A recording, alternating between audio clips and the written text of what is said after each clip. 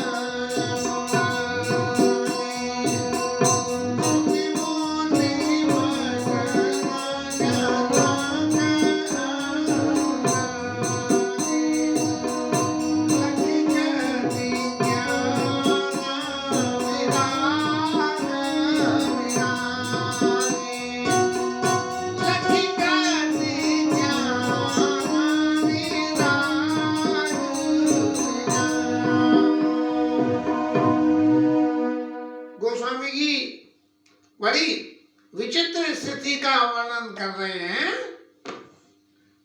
और गुरुजी महाराज के ये वचन सुन के कि ज्ञान निधान सुजान सुचि और धर्मशील, ये सारी इतने गुणों को जब राजा के लिए वशिष्ठ जी महाराज इन बातों को कह रहे हैं तो जनक जी के हृदय में ये जो सारे गुण हैं, क्या ज्ञान निधान सुजान सुचि और धर्मशील, ये सारी बातें तो इस संसार के जीवन काल के लिए गुण होती हैं और इस संसार में लागू होती हैं। तो ये देख के राजा जनक ये मन सुने मुनि बचन जनक अनुरागे, ऐसा चित्त में अनुराग उनके में प्रेम हुआ कि देखो मेरे जो राजर्षि पने की जो राजर्षि पने का मेरा गुण है, उस राजर्षि पने के गुण को न लेके गुरुजी महाराज ये जो राजा के गुण हैं उन गुणों के बारे में चर्चा करते हुए मुझे मान दे रहे हैं। तो ये सुन के बड़े खुश राजा जनक अनुरागे, उनके हृदय में अत्यंत प्रेम उमड़ के आया और वो प्रेम संसार की प्रवृत्तियों के लिए, जो संसार में प्रवृत्तियां होनी चाहिए, कि इस सांसारिक कष्ट को, इस सांसारिक समस्या का समाधान करने के लिए क्या गुण होने चाहिए। उन सब गुणों की बातों को देख के लकी गति ज्ञान विराग विरागे। तो जो राजा के अंदर में जो भगवत जन्य ज्ञान था, उनके अंदर में जो ऋषि बना था राजा जनक के अंदर में, वो सब ऋषि बन के गुण की बातें वो जो है वैराग्य लेकर छोड़कर चली गई कि महाराज जनक जी, अब आपके ऋषिपन के ज्ञान की यहाँ जरूरत नहीं है, यहाँ तो उसी लौकिक जगत के गुण की जरूरत है, जिन लौकिक जगत के गुणों से ये लौकिक समस्या हल हो कि राम जी वन को जाएं और भरत जी राजा बने। क्यों कि यदि ऋषि गुणों को हम ऐसा मान लें कि राजा जनक ऋषि गुणों को जो है संपन्न करें, तो राजा जनक क्या कह देंगे एक मिनट में? राजा जनक तो ये कह देंगे कि भैया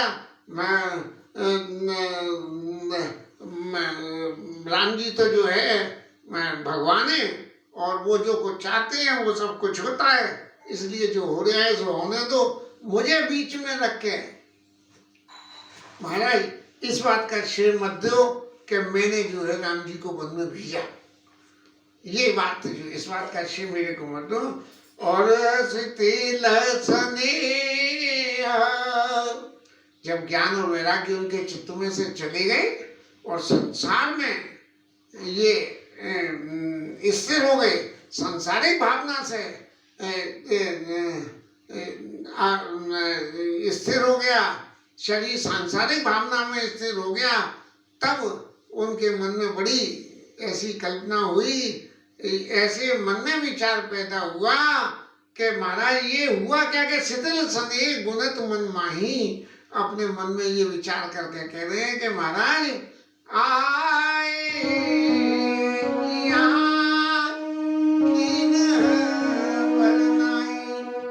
आके हमने कोई भला काम नहीं करा, अब भैया बड़ा काम यहाँ आके क्यों नहीं करा? क्योंकि जनक जी को तो सब मालूम है, नहीं देखी मम मन अनुरागा और बरबस ब्रह्म सुखई मन तागा। जब विश्वामित्र जी के संग में दर्शन किए तब ये कहा कि इनको देख के मेरा मन तो ऐसा लगता है कि ये ब्रह्म का सुख तो बेकार है इनके दर्शन के आगे। और अब यहाँ समाज में आके और जो भगवान की लीला का जो ज्ञान मेरे को है, उस ज्ञान को देखते हुए और मैंने यहाँ आके क्या भले का काम करा। सांसारिक रूप से समझ होने के, समझी होने के नाते मेरे को आना था, लेकिन यहाँ आके क्या मैंने कोई भला करा? आए यहाँ किन बल नाई। अब क्यों कही ये बात इनके मन में? तब विचार मन में करने लगे, राय राम कहूँ राम राय कहूँ मन जाना। राजा ने जो राम जी को बन जाने की कही, दशरथ जी ने और क्या करा कि ना आप प्रिय प्रेम प्रवाना। और राम जी के प्रति, अपने प्रेम के प्रति राम जी गए तो शरीर का भी क्या, और राजा दशरथ शरीर छोड़ के चले गए। लेकिन अब हम क्या करेंगे? अब हम बनते, राम जी वन में आ गए राज्य छोड़कर। यदि हम अयोध्या के रहते हुए वहां जाते तब तो उचित था, लेकिन अब जब राम जी वन में आ ही गए तो अब हम बनते बनाई पठाई और प्रमुदित फिर अब विवेक बढ़ाई। अब ऋषि वाले गुण आ गए कि अब हम वन से राम जी को वन में जाने की कह देंगे, क्योंकि निर्णय तो यही होना है, इसके अलावा दूसरी कोई रास्ता ही नहीं है। इसलिए प्रमुदित फिर अब विवेक बढ़ाई। और क्या कहेंगे कि महाराज सभा में हम भी थे और हमने बहुत विचार किया और विचार करके हमारे चित्त में भी एक ही बात आई कि राम कहीं सोई किए भलाई, राम जी के वो करने में सबकी भलाई है, ऐसा समझ के हमने तो महाराज सब छोड़ दिया। कभी कभी पंच फैसलों में ऐसा हो जाता है, भैया तुम पंचों में बैठे थे तो जब तुम ये समझते हो कि जो निर्णय गलत हो गया था तो उसके बारे में कुछ कहना चाहिए, तो बोले भैया हम कहते क्या, जब 4 लोग एक तरफ थे तो फिर मेरा कहने का क्या मतलब रखता था। इस तरह की बातें जो है जनक जी महाराज, अब हम बनते बनाई पठाई प्रमोदित फिरव विवेक बढ़ाई, प्रमोदित फिरव विवेक बढ़ाई। और ये बढ़ाई लेके के महाराज सभा में हम भी थे और जो निर्णय सबने मिलकर किया सो हो गया, ऐसा लेके अब जब ये इतनी स्थिति हो गई कि ये समस्या इतनी माने उलझ गई कि कोई इस बात के निर्णय को जानते समय कि निर्णय क्या होना है, लेकिन अपने मुंह से कह के कोई भी ऐसा नहीं बनना चाहता कि भाई इन्होंने जो है जजमेंट प्रोनाउंस कर दिया, जैसे राम मंदिर के केस में हुआ। जानते सब थे कि राम मंदिर बनेगा, लेकिन प्रोनाउंस करने की किसी में हिम्मत नहीं थी, तो सालों पड़ा रहा मुकदमा। और अब जब एक जज ने, राम जी ने कृपा करी तो उन्होंने हाल फैसला दे दिया। तब अब तापस मोनी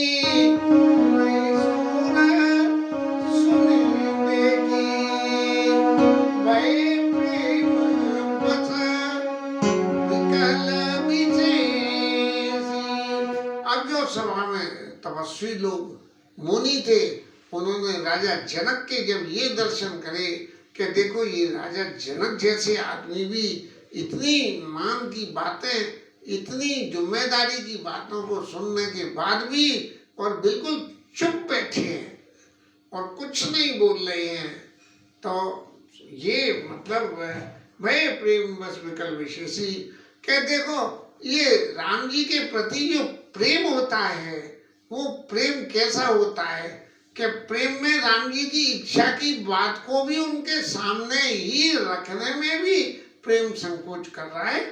ऐसी समस्या, ऐसी भावना को लेकर सब लोग बहुत विकल हो गए और समो समोजी धरी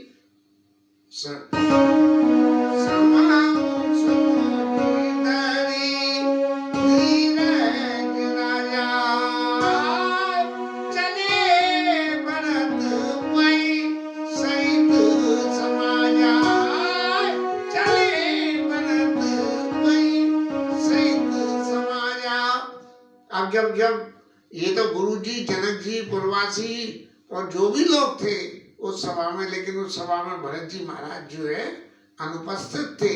और फिर सब लोगों को एक ही बात लगी, भैया बोले पहले आप, कोई नहीं। तुमने कही क्या करो, ने कही भैया अभी भरत जी महाराज बाकी रह गए हैं, चलो भरत जी के पास ही चलो, शायद वो ही कोई समस्या का निराकरण निकाल लें।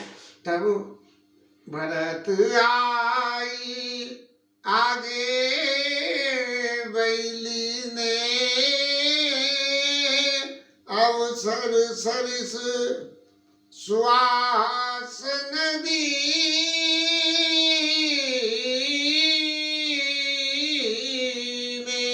भरत जी ने आगे आगे उनको, क्योंकि सब लोग बड़े थे इसलिए सबको जो है आगे आके कहा ये महाराज पधारिए और अफसर के सरिस आसन दिए। अब अफसर का सरिस आसन तो क्या के वन में तो पृथ्वी पर विराजमान होना और लिपि पोती जगह, शुद्ध जगह उस पर विराजमान हो जाना। अब सब लोग आके बैठ गए, जैसा आमतौर पर सभाओं में होता है कि सब लोग आए और अत्यंत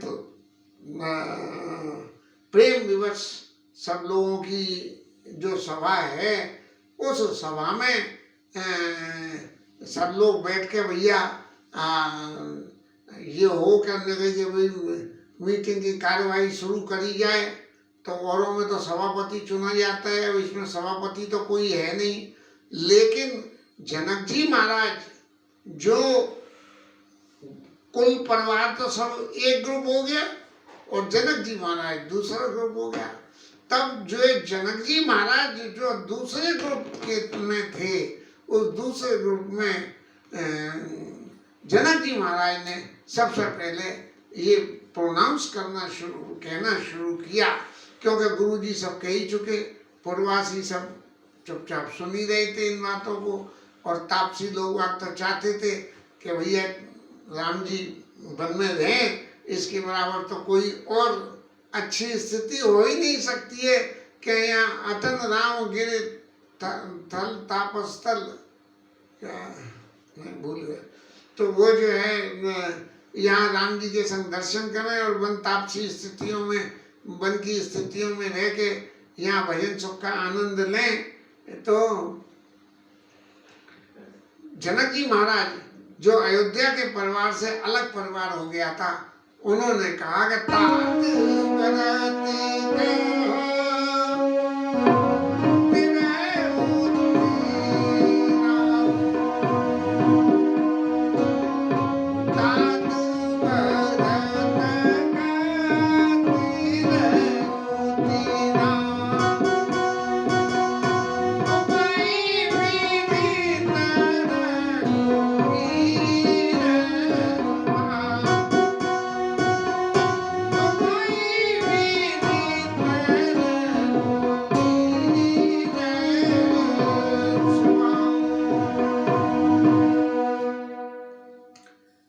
जनक जी महाराज बोले कि भरत जी महाराज, आपके अलावा राम जी के स्वभाव को कौन जानता है? आप राम जी के स्वभाव को अच्छी तरह जानते हो।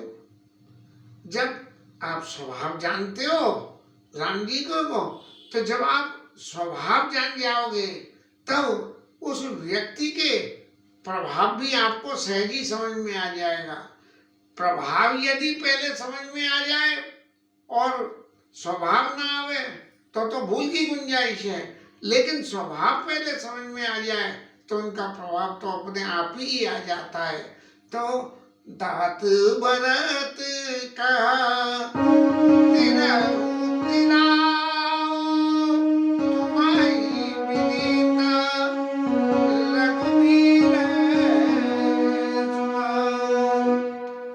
स्वभाव की महाराज आपको मालूम है।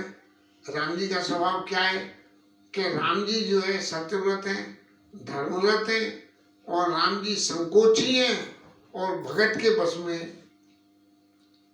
और महाराज आप राम जी के अनुयायी हो, भरत राम ही की अनुहारी, बिल्कुल राम जी की सी हैं। वहाँ तो वर्णन रूप के विषय में किया गया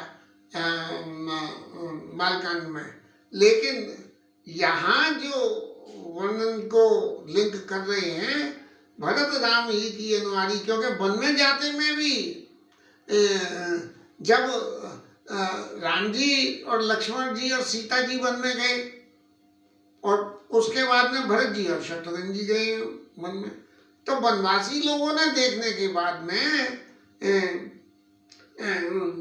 लोग ये संकोच करने लगे क्या भाई ये जो दो पहले गए थे ये हैं तो बिल्कुल वैसी जोड़ी, एक श्यामल जोड़ी एक गौर जोड़ी, वही वैभव वरण रूप सोई आली, शील स्नेह सरस सोई चाली। लेकिन अब सवाल ये है कि ये वही है कि दूसरे, यानी इतना समन्वय भरत जी और राम जी का समन्वय इतना था कि भरत जी को राम जी समझ के लोग वह भ्रम करने लगे। तभी एक ने कहा कि नहीं ये नहीं है, ये भरत और शत्रुघ्न है। क्यों कि इनमें सबसे बड़ी बात क्या है कि इनके संग में सीता मैया नहीं है, और दूसरी बात क्या है, नहीं प्रसन्न मुख मानस खेदा, नहीं प्रसन्न मुख मानस खेदा, और सखी संदेह होत एहि भेदा। उनके चित्त में तो प्रसन्नता थी, इनके चित्त में प्रसन्नता नहीं है, दुख है इनके चित्त में, इसलिए भेद होता है कि ये नहीं है। तब किसी तीसरी ने सारी राजकथा का प्रसंग सबरा सुनाया और सुना के ये बताया कि इस तरह से ये वन में जो है राम जी को मनाने के लिए जा रहे हैं। तो राजा जनक ने ये कहा कि आपको तो राम जी के प्रभाव की अच्छी तरह से पता है, उनका स्वभाव भी जानते हो और उनका प्रभाव भी जानते हो, और इसलिए राम सत्य व्रत धर्म रथ, सत्य व्रत धर्म को धारण करने वाले, सब कर शील सने, और शील और श्रेय सबका जानते हैं, कौन कितना श्रेय करता है, और संकट सत सकोच बस। अब संकोच के वशीभूत होके कि मैं इन सब लोगों को रुष्ट करके कैसे जो है वन में चला जाऊं, क्योंकि वन में जाना तो बहुत जरूरी है। संकट सत सकोच बस, कहिए जो आए होय। तो महाराज आप कुछ ऐसा बोलो कि राम जी का ये संकट मिट जाए, क्योंकि आप राम जी के स्वभाव को और राम जी के प्रभाव को अच्छी तरह से जानते हो। ऐसी प्रार्थना जनक जी महाराज ने भरत जी से कही, और भरत जी को जब इस बात का मान मिला कि भाई अब ये इतने बड़े बड़े सब लोगों के बीच में और मेरे को सबसे पहले बोलने की आज्ञा दी जा रही है कि मैं बोलूं क्या होना चाहिए, तब भरत जी की क्या स्थिति हुई इसका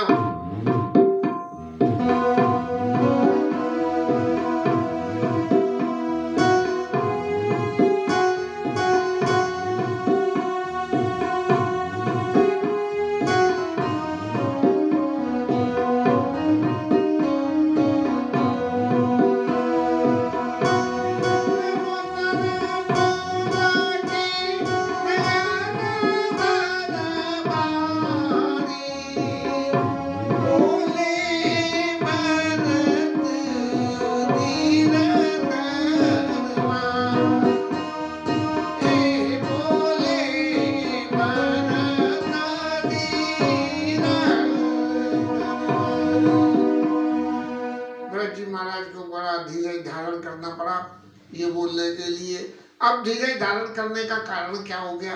धीरज इसलिए धारण करना पड़ा कि सत्य बोलूं तो भी मुश्किल,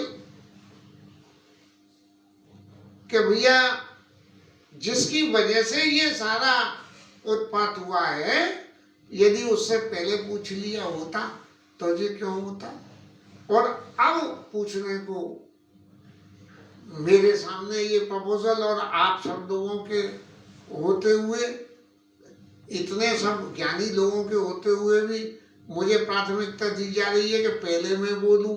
तो इन बातों के लिए भरत जी महाराज को हृदय में बड़ा धीरज धारण करना पड़ा, और फिर उन्होंने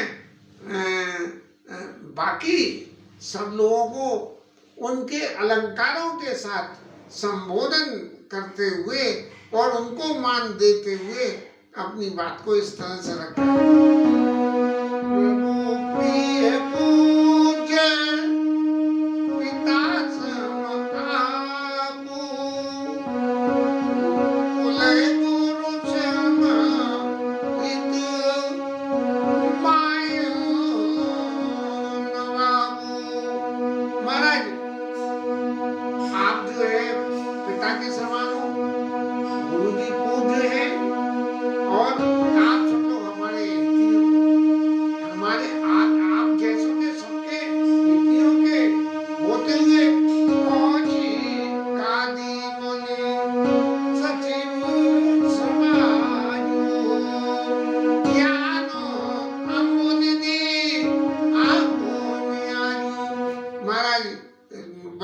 विराजमान है और आप ज्ञान के तो समुद्र के समान हो, और क्या है कि मेरी स्थिति क्या है? शिशु सेवक आयुष्वनुगामी। अब तक के जीवन में यदि देखें तो जो जो आज्ञा मेरे को हुई है, मैंने तो आज्ञा हमेशा पालन किया है, कभी आज्ञा तो दी नहीं है। तो जानी मोई सिख देई स्वामी। इसलिए महाराज अब आप मुझे बताओ कि मुझे कहना क्या चाहिए, मैं क्या बोलूं आप लोगों के सामने। ए समाज दल पूजब राउर। इस समाज में आप लोगों का मेरे से ये पूछना क्या कि मौन मलिन में बोला बाउल। मेरा मौन रहना ही अच्छा है इस समाज में, इतने इतने ज्ञानी लोगों के बीच में, क्योंकि जो मैं बोलूंगा तो मेरा बोलना तो बावरापन दिखेगा कि अरे पागल है ये, इतने ज्ञानियों के आगे ऐसी ऐसी बातें कहना है। लेकिन भरत जी ने जो बात कही थी, आगे वर्णन आवेगा, वो बातें सर्वथा सत्य थी। लेकिन मौन मलिन में बोले बाउल, मैं जो है जो बोलूंगा वो मेरा बावरापन दिखेगा। कैसे कि छोटे बदन कहूँ बड़ी बाता, क्षमब तात लखी बाम विधाता। मैं जो बात कहूँगा वो बात महाराज होगी तो बहुत बड़ी, लेकिन मेरे मुंह से कहते हुए शोभा नहीं लगेगी। लेकिन जो विधाता की परिस्थितियां हैं इस वक्त वो ऐसी हैं कि उनके देखते हुए मेरे को बोलना पड़ रहा है, और मेरे को बोलना पड़ रहा है इसलिए मैं जो कुछ भी बोलूं, यदि उसमें कोई मेरे से भूल हो जाए तो आप सब लोग मेरे को क्षमा कर देना। और भरत जी महाराज ने जो बात कही वो जीवन में हर तरह से स्वीकार करने योग्य है कि विपरीत परिस्थितियों में व्यक्ति को क्या करना चाहिए। तब जो है कि आगम निगम प्रसिद्ध पुराना, सेवा धर्म कठिन जन जाना। आगम निगम प्रसिद्ध पुराना, सेवा करने का धर्म सबसे ज्यादा कठिन होता है। और मैं स्वामी धर्म स्वागत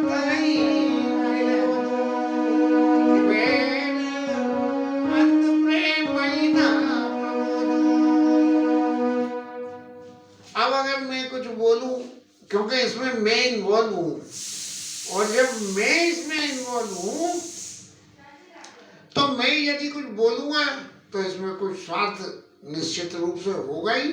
मानव स्तन गुण ज्ञान क्या है,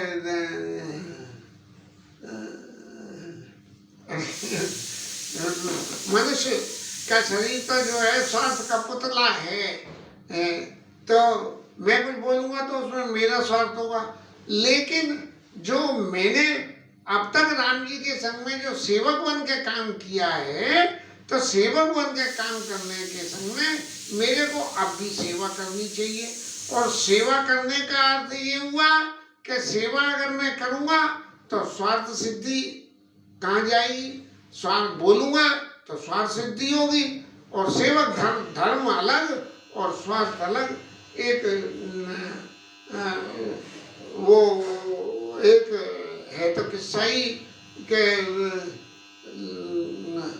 हास्य कवियों ने कवि सम्मेलन आयोजित किया, नहीं डाकुओं ने कवि सम्मेलन आयोजित किया, हास्य कवियों को बुलाया, खूब कथा सुनवाई, वो हास्य की कविता सुनवाई, सब हुआ, खूब इनाम दिया, सबको विदा कर दिया। लौट रहे थे तो सबको लूट लिया। तो एक ने पूछ दी कि भैया ये तुमने बुलाया, बहुत अच्छा करा, कविता सुनी, बहुत अच्छा करा, इनाम दिया, बहुत अच्छा करा, अब ये लूट दिया तो दिया ही काहे को था।